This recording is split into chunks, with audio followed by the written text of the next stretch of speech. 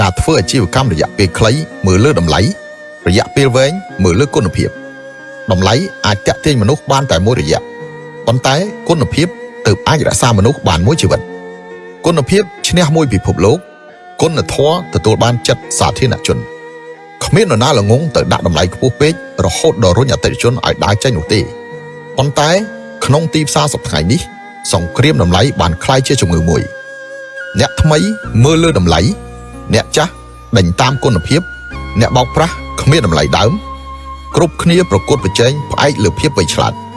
អ្នកធ្វើអាជីវកម្មយូរអង្វែងប្រកួតផ្អែកលើសតិសម្បញ្ញៈទាំងអស់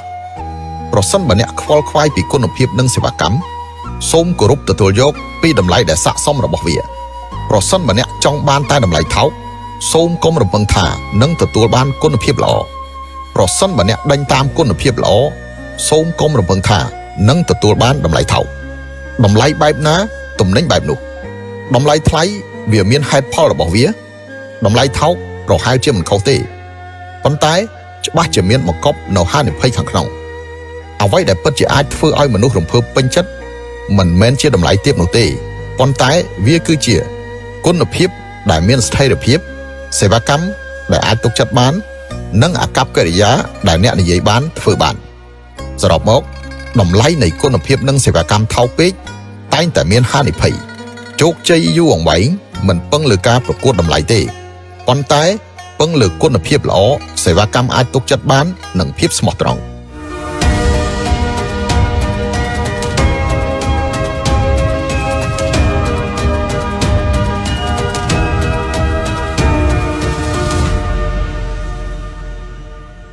ជំរាបសួរបងជំរាបសួរបងបានទទួលសេវាកម្មកន្លែងខ្ញុំមិញហ្នឹងមិនដែរបងឃើញការធ្វើអង្គុយរបស់យើងមិញលឿននេះបងការធ្វើអង្គុយមិញលឿននេះហើយប៉ុណ្ណឹងល្អអត់បងបាទបងពេញចិត្តអត់ទេបងសេវាមិញហ្នឹងបើបងឃើញតែខ្វះខាតអីបងជួយប្រាប់បានណាបងណាបាទអរគុណច្រើនបងសេវាលឿនតន់ចិត្តខ្ញុំមកអត់ដល់ដូចជាខ្ទង់អត់ដល់1ម៉ោងទេបងលឿនហើយធ្វើច្បាស់លាស់ណាអរគុណច្រើនណាបាទអត់អីហ្នឹងហើយចាំមើលបើមានបញ្ហាខ្ញុំយកមកហាត់ទៅខ្ញុំយកតែមកឃ្លាំងហ្នឹងតែខ្ញុំយ៉ាងក្រាស់ហ្នឹងតែខ្ញុំពេញចិត្តចឹងទេបាទអត់អីទេហើយកន្លងមកគឺសេវាកម្មហើយនឹងទាំងគុណភាពខ្ញុំទុកចិត្តបាទអរគុណច្រើនបងអរគុណច្រើនដែលបានគ្រប់គ្រងបងណាអរគុណច្រើនអរគុណ